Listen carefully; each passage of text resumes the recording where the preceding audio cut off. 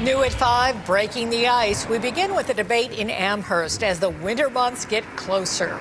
Good evening to you. Town leaders in Amherst will decide tonight if they should ban crews from using fracking waste to thaw the icy roads. Residents want to know if this liquid is safe. News 4's Marissa Perlman is here to tell us where it's been used already. Marissa? Well, Don and Jackie, you'll find what's called production brine in 7 different counties in the state, including Chautauqua County.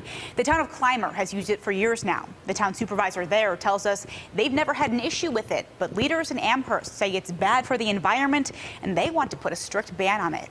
How can you be against protecting our most precious commodity, which is our drinking water and our land? And this local law in Amherst does that.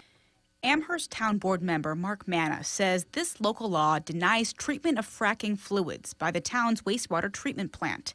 It would ban this production brine from being used as a cheap de-icer on roads in Amherst. And it's eventually going to find our way into the rivers and streams and the drinking water. And it's the health concern of our generation, and Amherst needs to get ahead of the curve and ban it from happening. The town board says the fracking industry doesn't have to divulge what's in the product. They don't exactly know what chemicals are used in this brine, and they don't want to see those chemicals end up in town waterways like Ellicott Creek.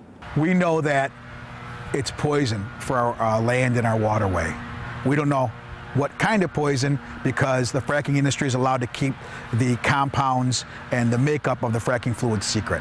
We spoke with Sarah Schultz from the Amherst Anti-Fracking Group, who also wants this law to pass.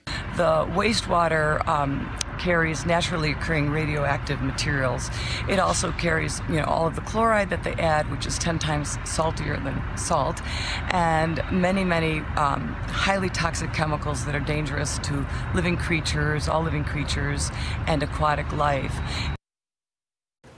We also spoke with Brad Gill this evening from the Independent Oil and Gas Association of New York, and he says this is a win-win for the industry and the towns. It helps operators dispose of this brine properly.